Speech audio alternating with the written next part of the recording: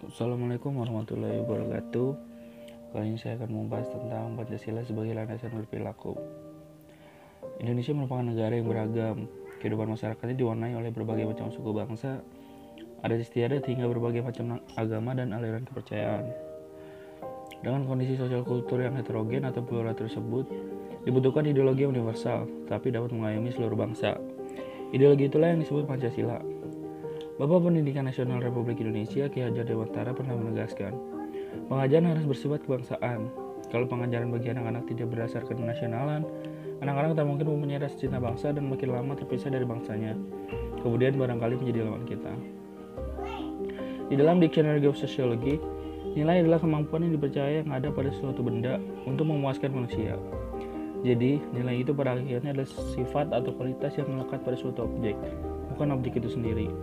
Sesuatu itu mengandung nilai, artinya ada sifat atau kualitas yang melekat pada sesuatu itu. Sebagai suatu dasar filsafat negara, maka sila-sila Pancasila merupakan suatu nilai. Oleh karena itu, sila-sila Pancasila pada akhirnya merupakan suatu kesatuan.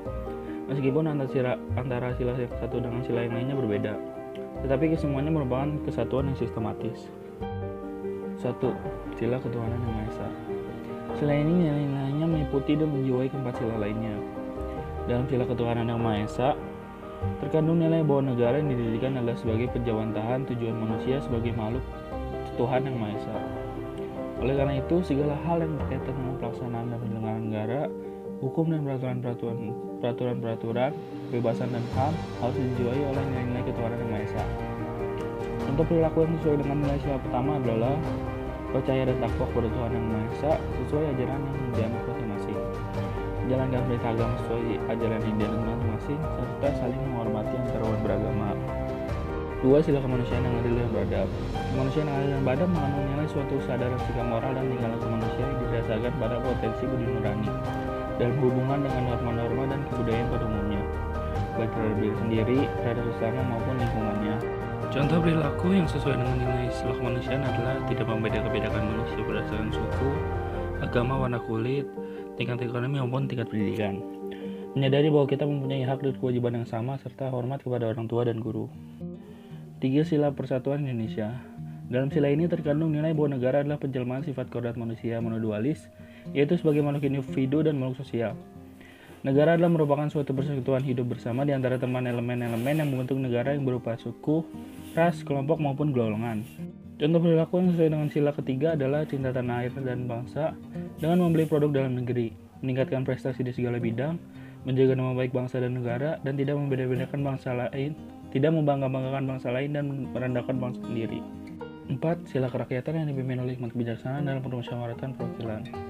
Nilai filosofis yang terkandung di dalamnya bahwa hakikat negara adalah sebagai penyamaan sifat kodrati manusia sebagai makhluk individu dan makhluk sosial.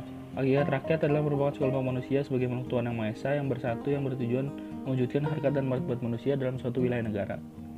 Rakyat adalah merupakan subjek pendukung pokok negara. Negara adalah dari dan oleh rakyat. Oleh karena itu, rakyat merupakan asal muasal kekuasaan negara. Dalam sila kerakyatan juga terkandung nilai demokrasi yang secara mutlak harus dilaksanakan dalam hidup bernegara.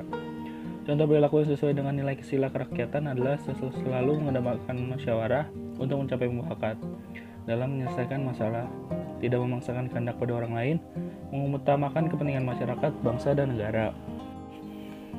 Kelima, sila keadilan sosial bagi seluruh rakyat Indonesia. Bangsa yang mengedepankan keadilan dan kesejahteraan, yaitu bangsa yang memiliki komitmen dan sikap untuk mewujudkan keadilan dan kesejahteraan, merupakan karakteristik pribadi bangsa Indonesia.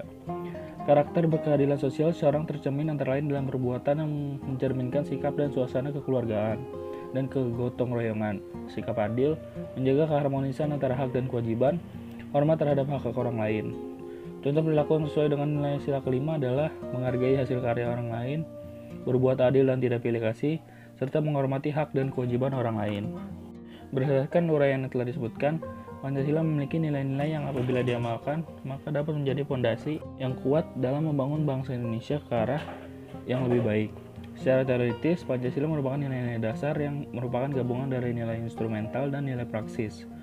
Nilai-nilai itu memang bersifat abstrak, umum dan relatif tidak berubah, namun maknanya selalu bisa disesuaikan dengan perkembangan zaman. Melalui pendidikan, diharapkan mampu membentuk karakter pribadi penerus bangsa yang tidak mudah goyah oleh derasnya arus globalisasi. Selain itu, perlu adanya aktualisasi nilai Pancasila dalam kehidupan sehari-hari yang sesuai dengan ideologi Pancasila. Dengan revitalisasi nilai-nilai Pancasila, diharapkan integritas nasional akan tetap terjaga. Sekian materi yang saya sampaikan. Kurang lebihnya mohon maaf. Wassalamualaikum warahmatullahi wabarakatuh.